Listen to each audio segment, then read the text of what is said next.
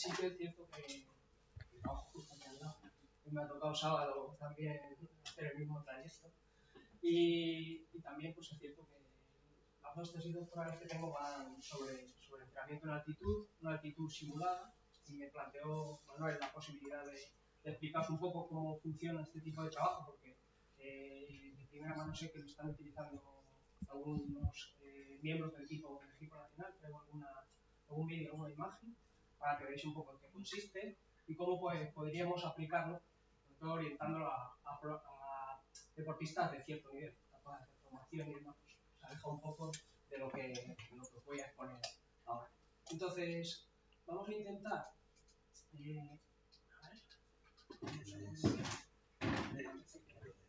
Está justo ahí. Iba a acabar antes de empezar. Decía que la idea que tengo es intentemos responder a esas preguntas que os planteo ahí, pues que al final de este ratito que vamos a pasar juntos, pues aprendamos qué es esto de la altitud o cómo se relaciona con el concepto de hipoxia, que aprendamos qué tipo de deportista lo puede utilizar específicamente dentro del piragüismo, cómo lo vamos a poder utilizar, efectos adversos o el efecto altura, que vamos a hablar también de posibles efectos adversos que pueden sufrir como a la hora de exponernos a este tipo de estrés o de estresor, posibles ventajas e inconvenientes que vamos a tener a la hora de programar el entrenamiento con este tipo de herramienta, para qué sirve, cuándo es útil aplicarla a lo largo de la periodización de la temporada, cómo la vamos a aplicar y sobre todo pues, cómo podemos controlar la dosis de entrenamiento que estamos aportando extra a través de este tipo de herramienta. Entonces, sobre eso es sobre lo que quiero ir llevando un hilo conductor. ¿Okay?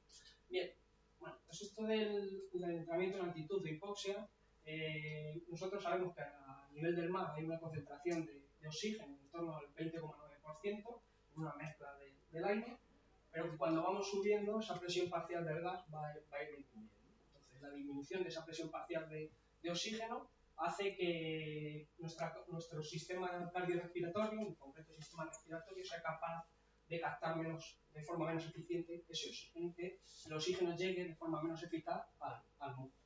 Entonces, en una situación de normoxia, como por ejemplo, como estamos aquí ahora mismo, pues nuestro sistema respiratorio es capaz de regular de forma correcta pues, o mantener un equilibrio entre el oxígeno que necesitamos y el que estamos aportando. Sin embargo, cuando empezamos a subir, estamos en Sierra Nevada, por ejemplo, a 2.300 metros, esa relación ya no es lineal y lo que observamos es que nuestro sistema respiratorio no es capaz de mantener la hemoglobina o la situación de la hemoglobina dentro de una situación estándar. Es decir, vamos a condicionar, debido a esa menor presión del oxígeno, la cantidad de oxígeno que hay dentro de nuestro sistema sanguíneo y del aporte a nivel del músculo. Entonces, a medida que vamos subiendo, esa relación empieza a ser cada vez más significativa. Si analizamos, por ejemplo, expediciones al Everest, pues incluso ya sabéis que tienen que estar, o si no, os informo que hay varias semanas en las que tienen que ir adaptándose poco a poco para poder cubrir esa hazaña de llegar a superar los 8.000. A partir de los 2.500 metros de altitud existe un mayor riesgo de sufrir efectos adversos como consecuencia de exponernos a esa altitud. El mar de altura o el edema agudo de pulmón van a ser dos de los efectos que podemos encontrar en los deportistas. Entonces, ¿por qué surge el interés desde el punto de vista deportivo del uso de este entrenamiento en altitud y a causa de qué? Viene fundamentalmente de los Juegos Olímpicos de México del 68. En el 68 los Juegos Olímpicos se celebran en la Ciudad de México, que está situada a unos 2.300 metros de altitud. Y existe algo paradójico, y es que las modalidades que podríamos clasificar entre comillas como modalidades anaeróbicas obtienen unos grandes resultados. Tenéis, por ejemplo, en la imagen a Bob Beamon y a Lee Evans, que son dos atletas. Uno de ellos es de salto de longitud y otro de ellos de 400 metros lisos, que baten el récord del mundo, el récord del mundo en salto de longitud en más de 60 centímetros y el de 400 metros en más de un segundo. Esos récords están vigentes casi 20 años. Mientras que los atletas de resistencia, pues un desastre no, no hay un rendimiento como el que esperaban los entrenadores, no se bate ningún récord y existe algo bastante significativo, y es que los atletas de resistencia, 2-3 semanas después de esos Juegos Olímpicos, los entrenadores reportan pues, en las competiciones posteriores unos rendimientos mucho más elevados de los que preveían tener en los Juegos Olímpicos. Incluso pues, hay reportes de analíticas y de pruebas de esfuerzo y demás que superan con creces el rendimiento, el estado de forma que tenían esos deportistas. Y como consecuencia de estos Juegos Olímpicos y esos hallazgos, pues se empieza a investigar por qué puede existir una relación entre la altitud y el rendimiento deportivo. Y fijaos si ha cambiado desde los años 70 hasta ahora, que os pongo, por ejemplo, debates que hay en la ciencia entre el uso o no de este tipo de estrategia en deportistas de élite, y se reporta que en torno al 25%, esto es del año 2021, entre el 18 y el 25% de las sesiones de entrenamiento de los deportistas de élite se están realizando en condiciones de altitud. Hay estudios de los británicos, todos los atletas que llevaron a los Juegos Olímpicos les pasaron un cuestionario que se utilizaban tanto a entrenadores como a los deportistas que llevaron al Río, y el 98% de los atletas y el 95% de los entrenadores o bien utilizaban el entrenamiento en altitud o bien recomendaban el uso de esa estrategia para la mejora del rendimiento. El 75% de los deportistas a los que se les preguntaba, como digo son deportistas olímpicos, consideraban que era un factor esencial en su programación. Esto extrapolándolo a otras modalidades deportivas y otros deportes, los noruegos ahora que están muy de moda por su nuevo enfoque de entrenamiento en umbrales, también consideran que es un factor esencial en trabajar con este tipo de estrategia. Y pues lo más común era exponer a los deportistas en torno a 3-4 semanas en centros de entrenamiento en altitud, a unos 1.500-2.500 metros, que es donde, si recordáis la imagen que os pone, pues una altitud que se considera como una altitud moderada que se aleja de ese efecto adverso que podríamos encontrar a partir de los 2.500 metros. Entonces parece que es algo que se está utilizando prácticamente en cuanto que el deportista tiene cierto nivel, es algo que incorpora en su programación y que ellos mismos, los propios deportistas, ven que funciona y que es algo que hace que mejore.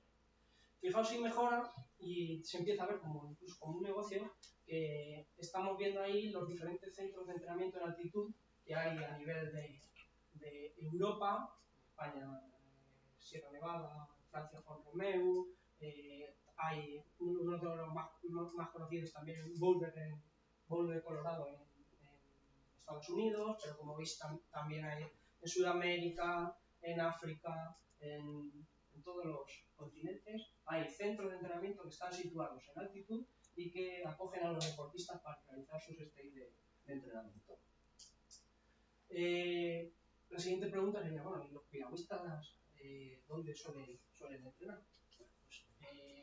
Pues, indagado un poquito sobre dónde podría o dónde se realiza el stage de entrenamiento en altitud. En cuanto a los piragüistas, en Austria tiene este centro de entrenamiento que está entre los 1.500 y los 2.200 metros, que llevan o que acoge a deportistas olímpicos y que realizan ahí sus estancias en altitud.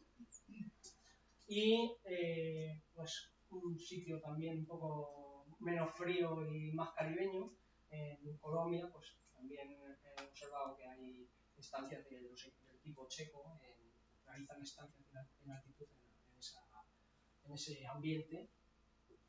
No es lo mismo, ¿no? Ahí parece que da más gusto ir a entrenar. ¿no?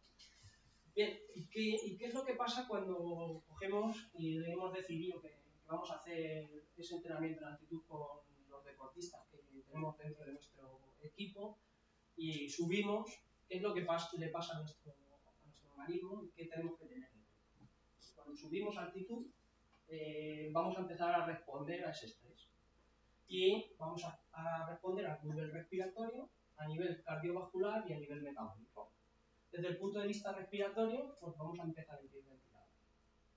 Va a haber una menor afinidad por ese oxígeno y vamos a necesitar de realizar un mayor número de respiraciones por minuto. Además, si monitorizamos, por ejemplo, el consumo máximo de oxígeno del deportista a medida que vamos subiendo, se va a ir condicionando ese factor, descendiendo entre un 8 y un 11% cada 1000 metros de altura. Es decir, que si el deportista sube a Sierra Nevada, tiene un 20% menos del consumo máximo de oxígeno que le hemos reportado a nivel de mar. Y eso condiciona también la intensidad del ejercicio y condiciona la capacidad de recuperación que tiene el deportista y necesita un periodo de adaptación. Hay que programar y utilizar bien esas cargas para poder llevar a cabo una estancia óptima en ese sentido. Desde el punto de vista cardiovascular, se produce durante las primeras horas una deshidratación. Tendríamos que también, a nivel multidisciplinar, combinar mucho con el nutricionista para poder solventar ese tipo de situación. Y va a aumentar tanto la frecuencia cardíaca como el volumen sistólico, la cantidad de sangre que expulsa el corazón cada latido, por ese descenso del volumen plasmático, por esa deshidratación que está sucediendo a nivel del deportista.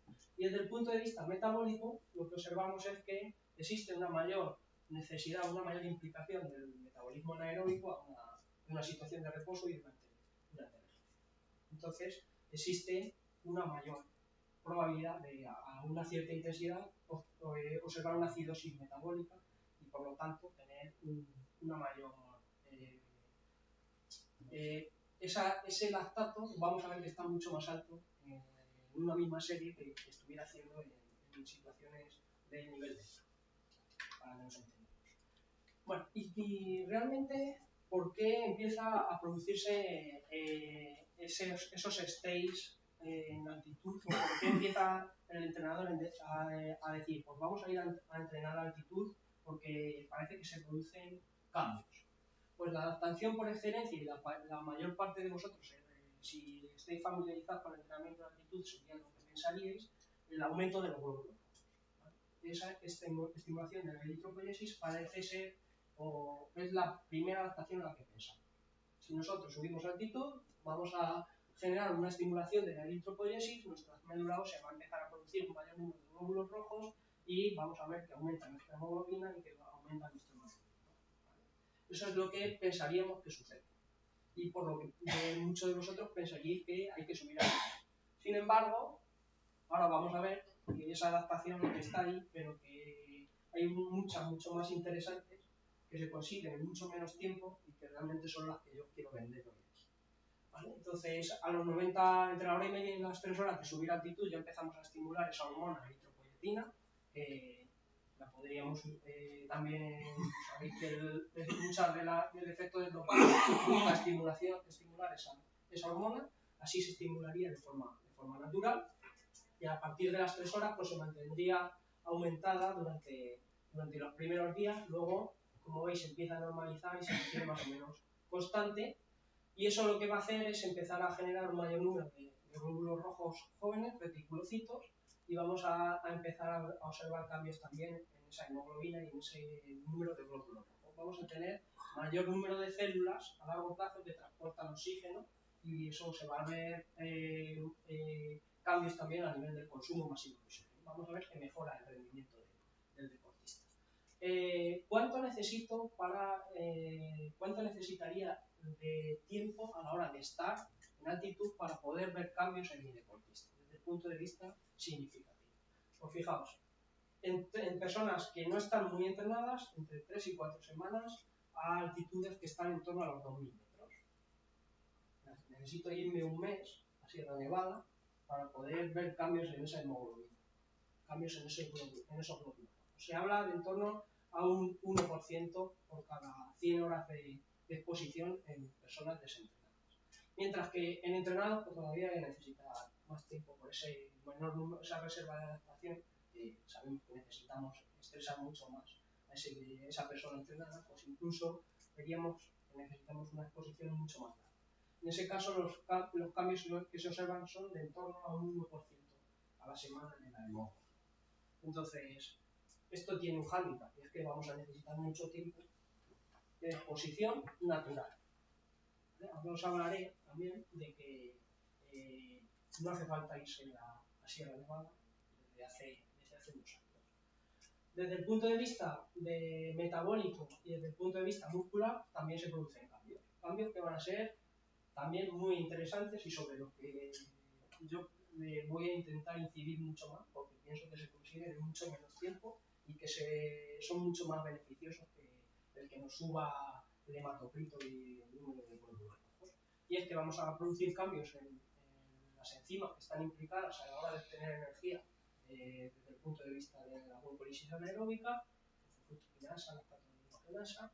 Vamos a generar un mayor número de mitocondrias en el músculo que obtienen energía, que producen energía por vía aeróbica. Vamos a generar un mayor número de vasos sanguíneos a nivel del músculo y vamos a generar una mayor acumulación de la proteína que capta el oxígeno dentro del músculo, junto con una mayor contribución del metabolismo glucolítico, una mayor capacidad tampón con el bicarbonato y los carboxilatos, que son los encargados de captar los carbohidratos y meterlos dentro de la célula.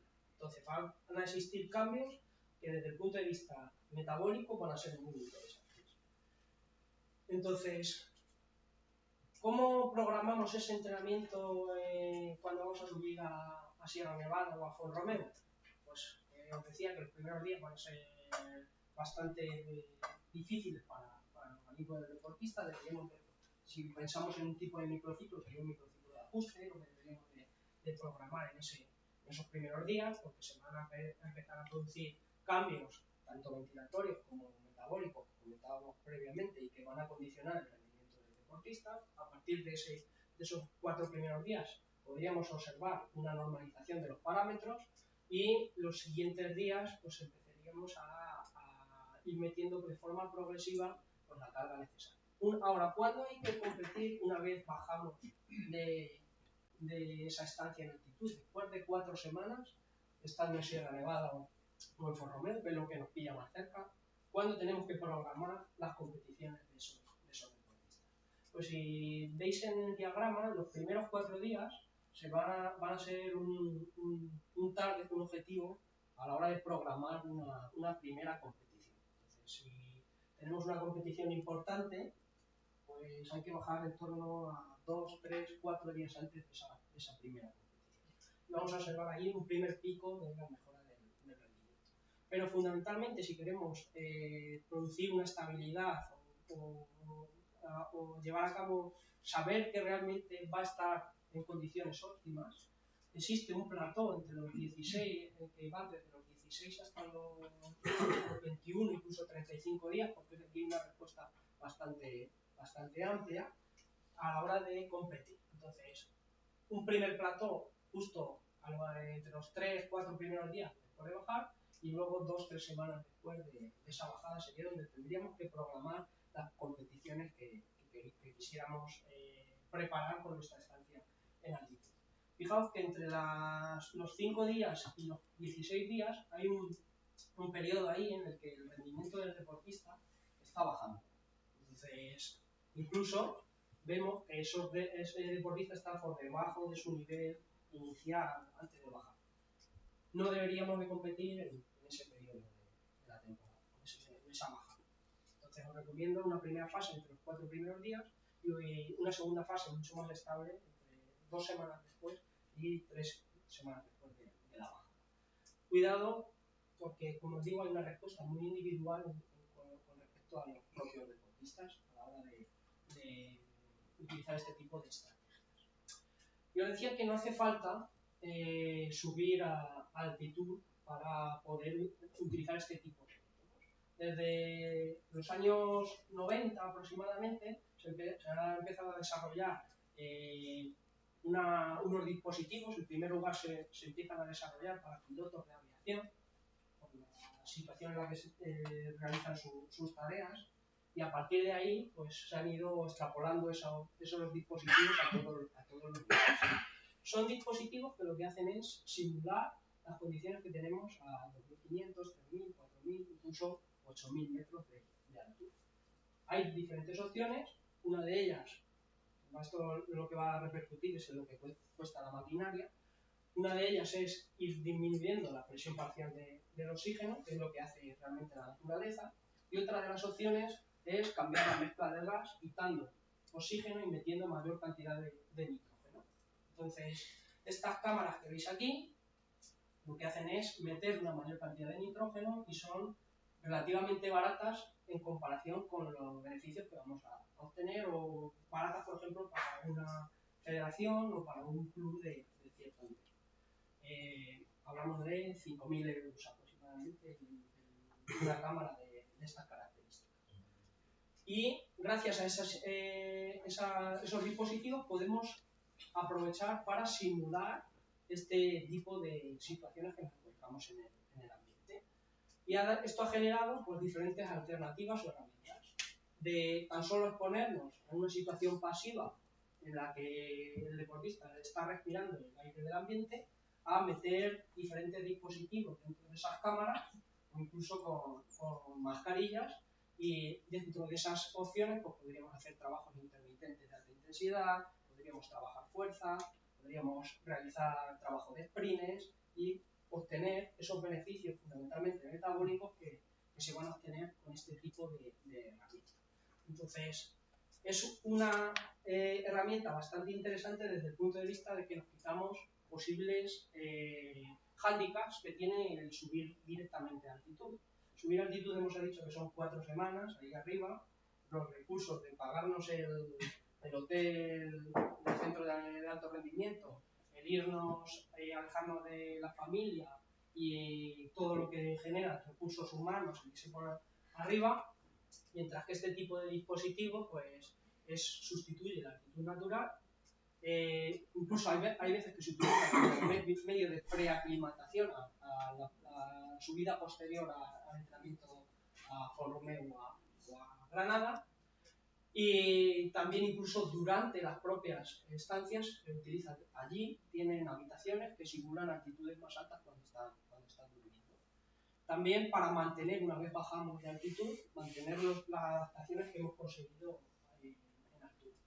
Hay ya hoteles en la costa de Alicante, por ejemplo, hay mucho equipo ciclista que va a entrenar por el buen clima que hay, y tienen habitaciones que simulan estas condiciones y que se programan automáticamente con la altitud que se quiere programar. Y bueno, ahí veis también algunas opciones. Esto es Qatar, Aspire, en el que pues, tienen rectas interminables que simulan estas condiciones, que se ponen también en las calles de la piscina, o que se meten dentro pues, cualquier tipo de dispositivo. En el caso de algunos de las herramientas que sé que utiliza el equipo nacional de piragüismo, aquí veis un deportista que está directamente respirando ese aire a una menor concentración de oxígeno. También se utiliza entrenando en esas condiciones con una menor concentración de oxígeno, o metiendo dentro de la cámara esa barra y esos discos para realizar un trabajo de fuerza. Tenéis un ejemplo de cómo utilizar o cómo lo utilizamos en trabajo intermitente de alta intensidad en algún laboratorio que se suele aplicar con triatletas. En este caso,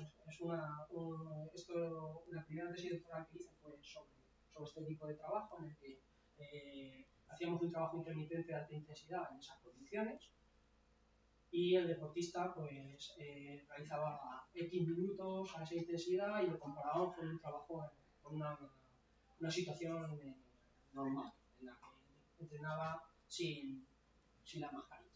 Tenéis también trabajo de fuerza dentro de la cámara. Ahora os comentaré qué beneficios puede llegar a tener este tipo de trabajo, en el que esta deportista lo que está haciendo es respirar ese ambiente, ese oxígeno esa menor concentración de oxígeno, ese aire con una menor concentración de oxígeno mientras realiza el trabajo de fuerza.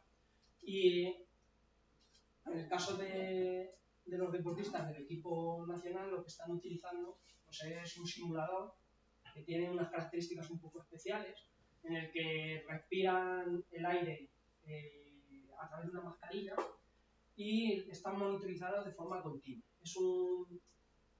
Este dispositivo está patentado a través de una empresa que se llama eAltitude, lo que lo diferencia de otro tipo de los otros mecanismos que os comentaba es que a través de la monitorización lo que hacen es ir dándole la dosis de entrenamiento óptima, en términos de hipoxia, buscando mantener, ellos lo que programan es la saturación de la hemoglobina, la que quieren mantener constante al deportista, imaginamos el 90%, y en función de cómo va respondiendo, pues le van metiendo a una menor o a una mayor altitud durante el periodo de tiempo. Y lo que realizan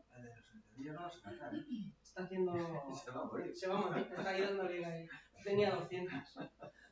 ¿Vale? Entonces, pues es un poco el tipo de trabajo que están haciendo, tanto en posición, solo sentados y respirando ese aire, o bien realizando trabajos en ciclo ergómetro mientras están realizando ese tipo de trabajo. Con ese tipo de trabajo que comenta, entiendo que se hará una sesión al día, no sé el tiempo, media hora, 40 minutos, no sé. Se suelen hacer sesiones de en torno a una hora de duración y unas 3-5 sesiones a la semana. Claro, mi duda es, si tú estás en altitud, estás permanentemente respirando aire con poco oxígeno. Ahí en cuanto termines tu trabajo, vuelves a respirar otra vez oxígeno a presión atmosférica normal. La adaptación es exactamente la misma, la que se consigue exactamente. Son adaptaciones que son diferentes. Cuando nosotros subimos a altitud, vamos a estimular mucho esa eritropoiesis, vamos a generar cambios en la serie roja, mientras que trabajos intermitentes de tan escasa duración van a ser cambios fundamentalmente a nivel del músculo. Entonces, el músculo va a optimizar mucho más el trabajo a la hora de captar ese oxígeno y ahora os enseñaré algún trabajo que he publicado realizando sesiones durante tan solo 2 semanas de trabajo, esas 3-5 sesiones de exposición, cómo cambia la potencia en un 500 y el 100 por un 500 del piragüismo y cómo realmente merece la pena aplicarlo por los recursos que nos va a generar, que son sesiones relativamente cortas y los beneficios que produce. Entonces se mejora el intercambio de oxígeno. Se mejora la capacidad que tiene el músculo a la hora de captar ese oxígeno por esas adaptaciones que comentaba antes de una mayor angiogénesis, una mayor capilarización del músculo y una mayor efectividad a la hora de producir energía por parte del músculo. Eso es lo que produce ese tipo de trabajo. Entonces, esa empresa pues, tiene diferentes tipos de dispositivos en varias partes, en gimnasios, y venden las sesiones, las venden de forma unitaria. Yo no tengo ningún interés, ningún conflicto de interés con la empresa, ni soy socio, ni nada por el estilo, solo sé cómo funciona su modelo de negocio. Entonces, hay diferentes formas de trabajar con la altitud. Una de ellas es el trabajo vamos a subir arriba y vamos a estar durante 4 meses, o sea, durante 4 semanas en esos 2100 metros de altura, vamos a entrenar allí. ¿Handicap que tiene eso? Las sesiones de entrenamiento se están realizando a una menor intensidad a la que la podríamos realizar a nivel del mar. Y eso produce una pérdida de adaptaciones a algún nivel. Entonces, como consecuencia de ese hándicap, pues han surgido otra serie de estrategias que intentan combatir esa pérdida de adaptaciones y esos hándicaps de tener que estar tanto tiempo fuera de casa o tanto tiempo exponiéndonos a esa situación.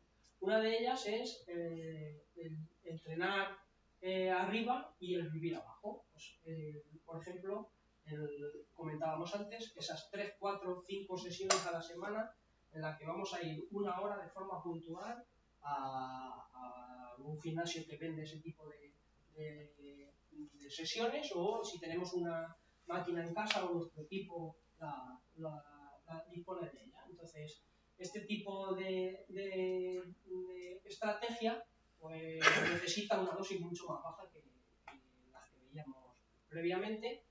La duración de la sesión va de entre los 6 minutos y la hora de duración, la frecuencia de entrenamiento entre los 2 días a la semana y los 7 días a la semana, entre 2 y 8 semanas es lo más común a la hora de aplicarlo, y la fracción inspirada de oxígeno, o lo que es lo mismo la altitud simulada, va entre los 2.000 y los 3.000 metros de altura aproximadamente.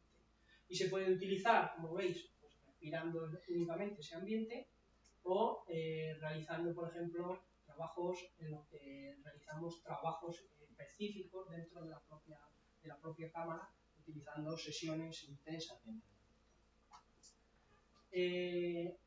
Todos estos estudios han hecho un análisis de qué adaptaciones se producen como consecuencia de exponernos a ese tipo de trabajo, y se observa que hay cambios en los umbrales, se observa que hay cambios en el consumo máximo de oxígeno, cambios en aspectos metabólicos y musculares, sobre la potencia anaeróbica, sobre la economía del movimiento y sobre la composición corporal, solo exponiéndonos a ese tipo de estrategia. Por otro lado, otra de las opciones es irnos a vivir arriba y entrenar a nivel del mar. Subimos a Sierra Nevada, estamos allí durante 14 horas al día y cuando hay que entrenar, bajamos a entrenar a Granada. O otra de las opciones es, tenemos una cámara y dormimos dentro de la cámara, estamos dentro de la cámara al menos 14 horas al día y el resto del tiempo estamos fuera y obtenemos beneficios de esa estimulación de la eritropoiesis. Lo ideal, como veis, en torno a las 16 horas, se habla en términos medios de 14 horas al día dentro de la cámara, que si sumamos pues, lo que duerme más la siesta, y si tiene que estudiar, pues hay algunos deportistas que intentan meter una gran cantidad de horas dentro de ella. En deportes de media y corta duración, pues con 2 semanas se suelen obtener ya beneficios en este tipo de estrategia.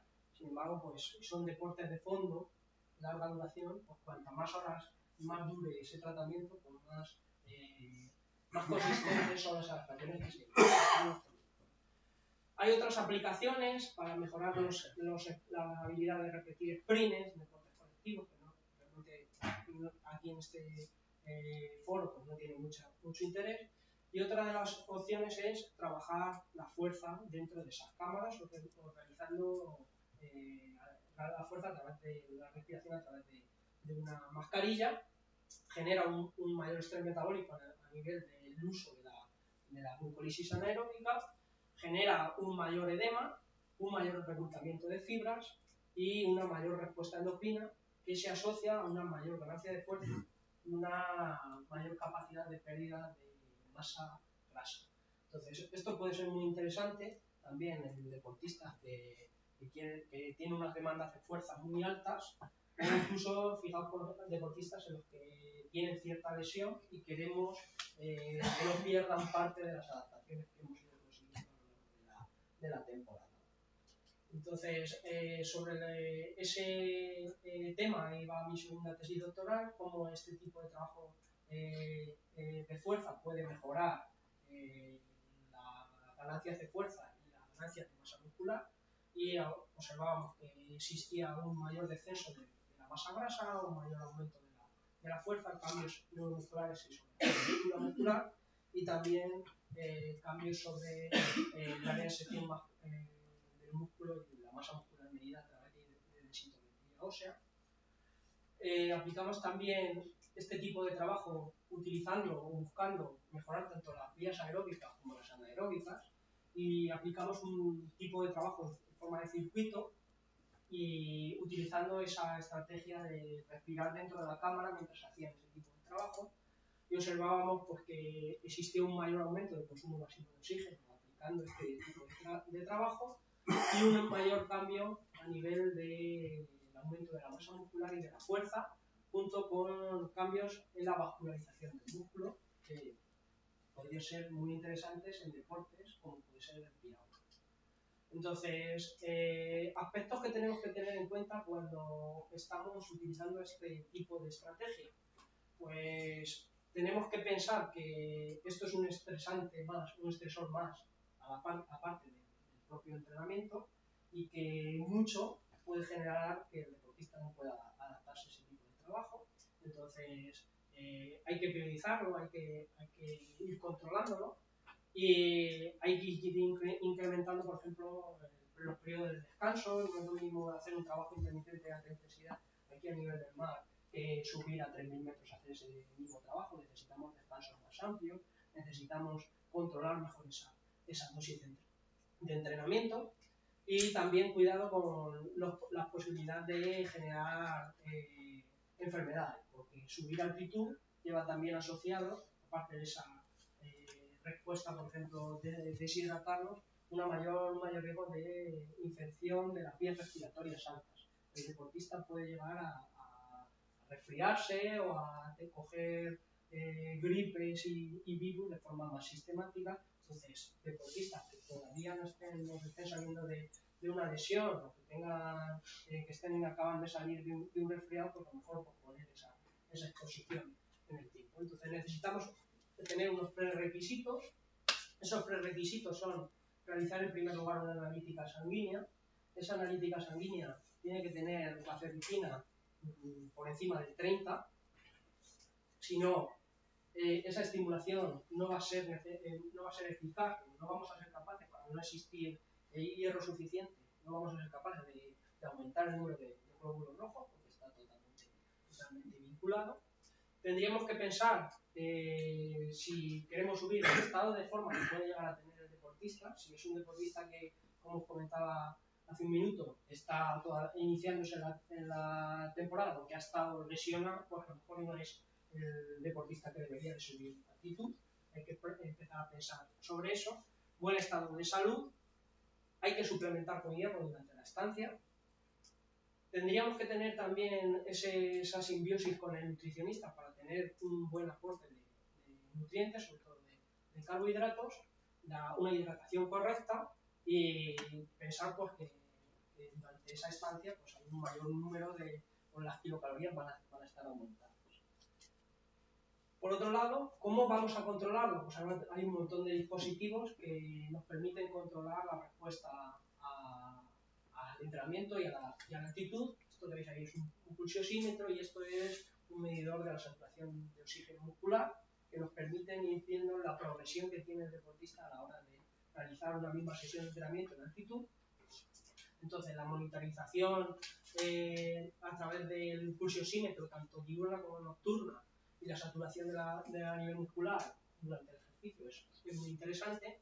Otra herramienta sería la variabilidad de la frecuencia cardíaca en reposo y durante el propio ejercicio para ver qué tipo de estrés estamos produciendo, la calidad y las horas de sueño que tiene el deportista, medir la composición corporal, ver el estado de hidratación a través de la orina, por ejemplo, pasar tan simple como una escala de fatiga de 0 a 10, o cómo se van desarrollando los propios entrenamientos. Son herramientas de las que podemos disponer cuando utilizamos este tipo de estrategia con los deportistas. Veis por aquí qué es lo que supone tener una saturación que va desde el 100% hasta el 77% y lo que va a suponer en la propia adaptación del deportista y cómo pues, debemos de buscar pues, un poco dar esos estímulos tan amplios tan estresantes que no van a producir ningún tipo de adaptación dentro del deportista. Entonces todas estas herramientas son ideales a la hora de poder cuantificar la carga de entrenamiento y asociarla con la propia carga de la propia estancia en actividad. ¿Y en el piragüismo para qué vale esto? Os he metido la chapa que parece que tengo acciones. Bueno, aquí tenéis el continuum energético. Tenemos cómo contribuyen las diferentes vías energéticas en función de la prueba de ese 200, de ese 500 o de ese 1000 y la contribución que hay aeróbica y anaeróbica. Entonces, en cualquiera de esas pruebas hay una participación tanto aeróbica como anaeróbica. Y fijaos que yo os he hablado de adaptaciones que tienen mucha importancia tanto a nivel aeróbico como a nivel anaeróbico. Por lo tanto, cualquier tipo de estrategia que utilicéis puede ver repercutida en el rendimiento de cualquiera de esas modalidades o pruebas deportivas. En el caso del entrenamiento de fuerza, pues en el 200, pues, la mejora de la fuerza va a tener una incidencia sobre esa modalidad deportiva. Por ejemplo, la estimulación de la eritropoyetina, pues cuanto más nos vayamos desplazando a la derecha en ese tiempo, pues mayor importancia tendrá el tener una estimulación de ese tipo. ¿Y qué es lo que hay hecho con estos tipos de dispositivos en piragüistas? Pues hay estudios con efectos agudos que lo que quieren ver es si se corrobora que exista una mayor contribución anaeróbica, que exista una mayor participación, una mayor estimulación del músculo, y efectivamente pues, se corroboran las respuestas que les comentaba previamente, pues que hay una mayor percepción de esfuerzo por parte del deportista, que hay una mayor participación de la glucólisis anaeróbica, que hay una mayor activación de las fibras rápidas como consecuencia de exponernos a ese tipo de actitud.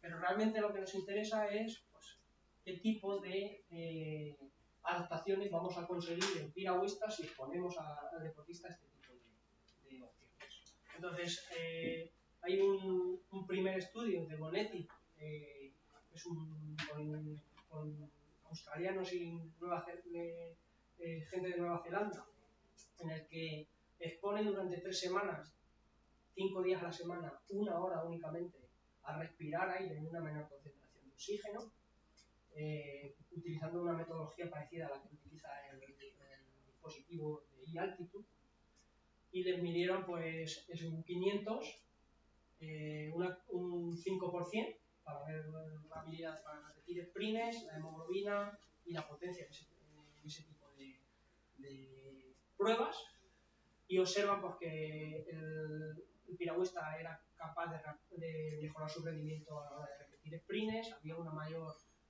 participación o una mayor cantidad de hemoglobina a nivel del torrente sanguíneo y una mayor potencia como consecuencia de ese tipo de exposición. Fundamentalmente lo justifican con una mejora en los cambios de la habilidad del transporte de oxígeno a nivel de la sangre, sobre todo por esa justificación con el aumento significativo de la hemoglobina.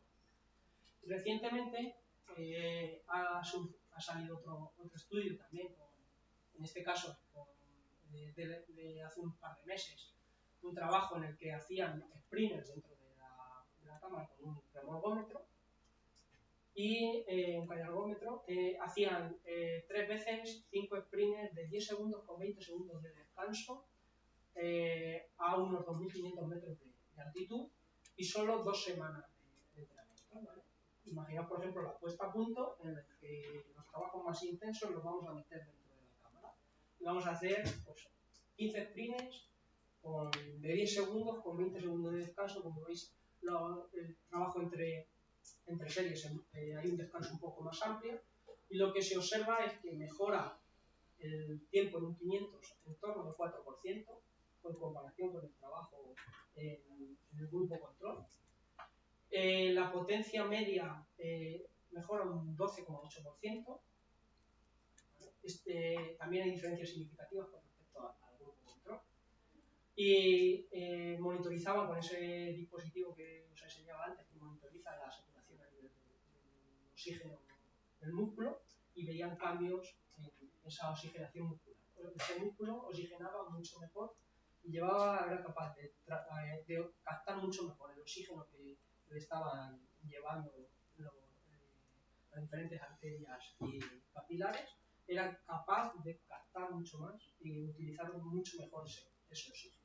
Entonces, realmente la inversión de tiempo y los resultados que se obtienen pues son sorprendentes.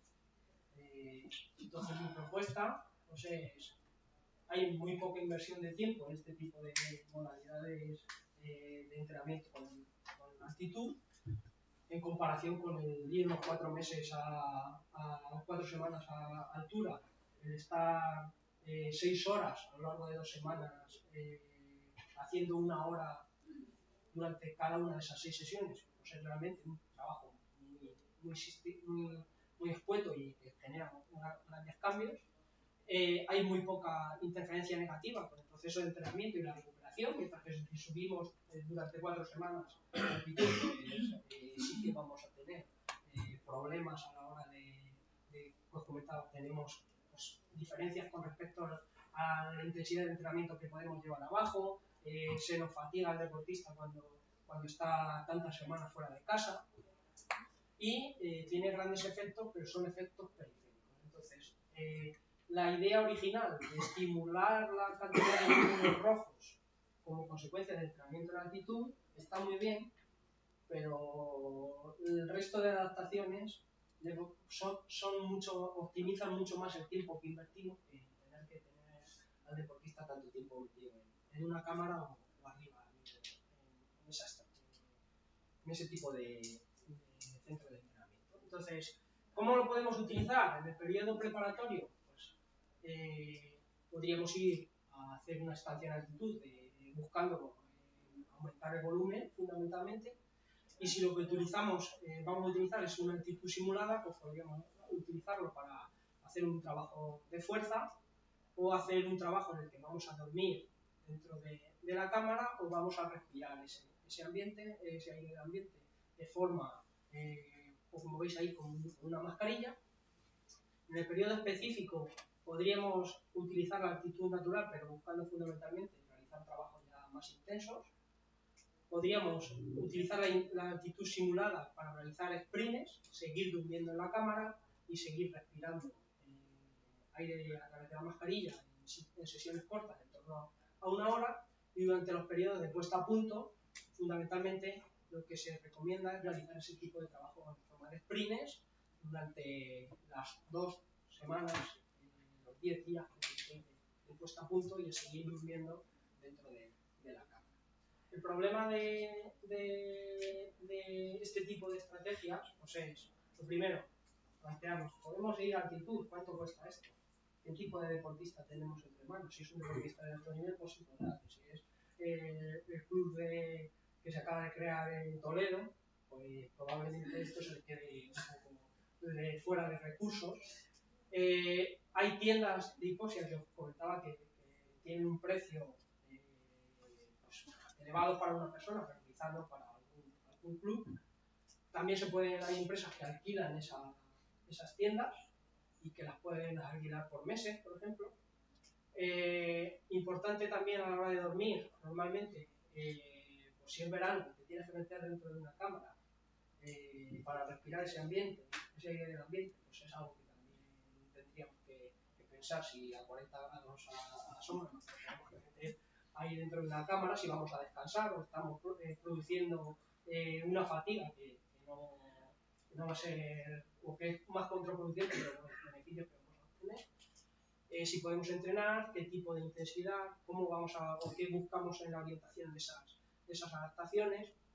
Y luego, aunque hay una evidencia científica, porque cada deportista pues, responde de forma totalmente individual. De hecho, hay un factor genético que hace que los deportistas respondan mucho mejor, mucho peor a esas estancias en altitud. Deportistas que hablamos de responders y no responders, igual que en otra serie de estímulos. Hay algunos que suben, están 4 semanas en altitud y bajan prácticamente con los mismos parámetros. Entonces habría que buscar ese factor genético previo a subir a la estancia en altitud. Y luego, con respecto a las conclusiones, pues para mí el trabajo intermitente de alta intensidad en forma de sprint dentro de la cámara sería lo que yo recomendaría por su poca inversión de tiempo y por sus efectos beneficiosos a nivel periférico. Hay gran interés en deportes con esfuerzos intermitentes, pero en trabajos continuos tienen la misma efectividad con ciclistas, con triatletas, con piragüistas, como os he mostrado. Hay una gran diversidad de protocolos y adaptaciones, pero que hay que planificarlos de forma previa y se va a generar esa respuesta positiva. Hay evidencia científica, pero vuelvo a repetir, la respuesta individual es lo que debemos buscar con nuestros deportistas y a veces pues la realidad y la logística a la que nos vamos a enfrentar pues se aleja mucho de lo que estamos viendo en estos estudios y en esta realidad que cuento. Y por último, pues, los medios de control, tener rápidamente esas adaptaciones con poco esfuerzo, que vamos a buscar.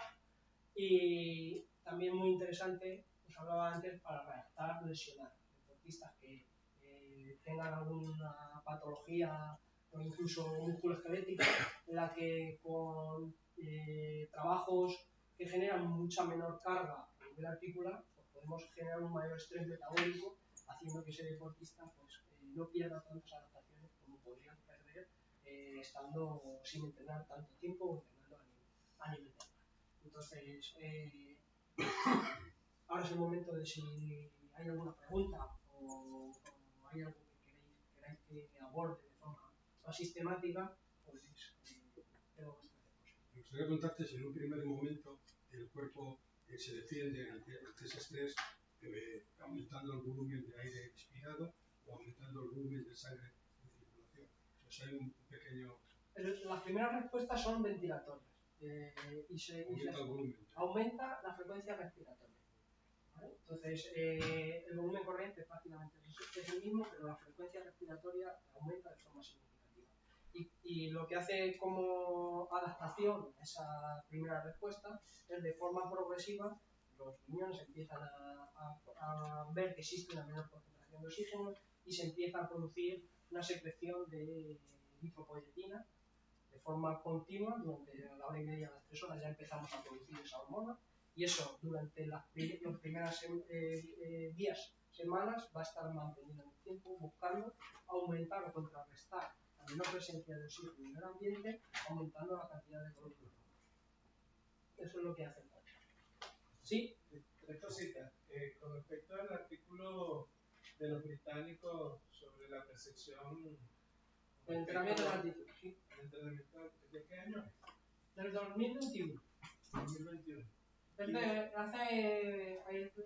Analiza Río 2016. Río 2016. Y los otros papers, hay un estudio español dentro de ellos. Comentaste uno con el equipo australiano, pero en España no hay.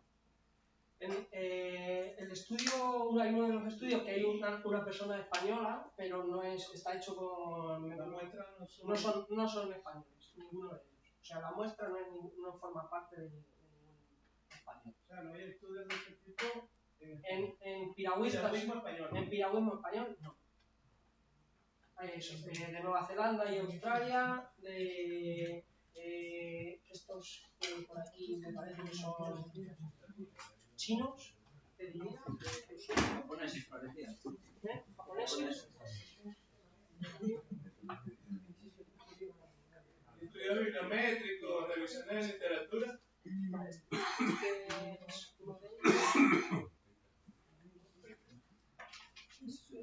Este es el que habla, hay una persona que parece que es española, pero está hecho en colaboración con extranjeros, también son extranjeros, y con de Nueva Zelanda, con Australia también, y estos son japoneses.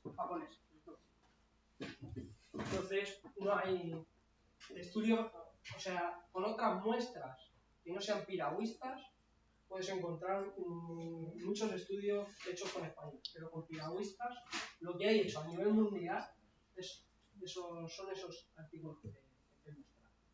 No hay nada más. Lo revisé justo ayer, o sea que a no ser que haya salido hoy, no lo hay. Esas mejoras no te parecen algo excesivas.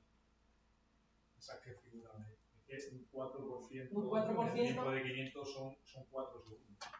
A mí, Entre 3,5 y 4 segundos. Lo que me resulta es que si yo cojo una muestra de deportistas que tienen poco nivel, pues puedo alcanzar unas mejoras que quizá, pues, si cojo al equipo nacional, pues no las voy a encontrar.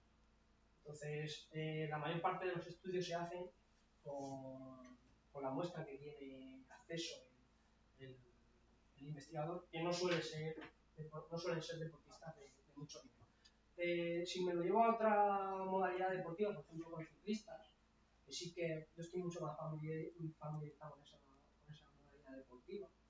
Hay estudios de tan solo 5 sesiones en ciclistas World Tour, ciclistas que corren Giro, que corren Tour, y hay mejoras de forma significativa, pero no llegan a ese 4%. Son significativas, al final un 1% es algo que no vas a conseguir entrenando en un mes. Entonces, pues, aunque mejore algo que no fuera a mejorar, al entrenador seguro que le vale. Da igual, porque los otros también van a tener altura. Todos los patanegras en piragüismo entran en altura. Pimenta, sí, al final, cualquier deportista, antes pensábamos que eran solo los de fondo, pero es que si vais a cualquier centro de alto rendimiento de altitud, están los judokas, están modalidades que tienen una gran demanda de fuerza, entrenando fuerza en esas condiciones. Entonces es algo que se ha normalizado tanto que por eso ponía de primera la evidencia que hay de que el 98% de los británicos que fueron a Río lo recomiendan, y los entrenadores, el 95% de ellos. O sea, es algo que está ahí y o lo utilizas o estás perdiendo un X% que hace que un 1%, un 2% de estar en la final a ser el 20º en algunas modalidades deportivas. Bueno, también hay algún paper donde el individuo es que con creces invierte más en reporte de rendimiento de los canchos. Nos pueden permitir llevarse todo lo que van a clasificar. A nivel de recursos, sabemos que nosotros tenemos lo que tenemos, pero eso está ahí. Y igual que invertimos en otras cosas, pues si yo me estoy jugando mi beca ADO, pues lo mismo sí que me compro una cámara para estar dentro de ella. Yo sé que hay mucha gente que está aquí alojada, atletas sobre todo, que están todo el día metidos, duermen dentro de 300 días al año dentro de la cámara. Entonces, por algo será. Con respecto al uso de la cámara, igual que has dicho que el entrenamiento de altura tienes que esperar, pre-competición, con las cámaras habría algo. A ver, lo de la estrategia de cuando bajas de altitud, los 15 días esos en los que tu cuerpo son cambios que se van a producir a nivel hemodinámico como consecuencia de haber estado arriba, sobre todo cambios en ese volumen plasmático. Cuando tú estás utilizando de forma intermitente esas cámaras, no hace falta realizar ese periodo de esos 15 días en los que no puedes competir.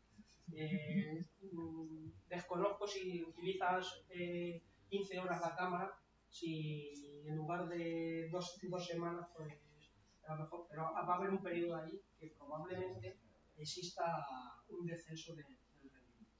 Entonces, yo al menos no conozco que haya nada escrito sobre simulación y cuánto tiempo tienes que esperar para competir, pero yo te diría que el efecto adverso va a ser menor que con respecto a la actitud natural. ¿Una preguntita más? Bueno, es un fuerte aplauso.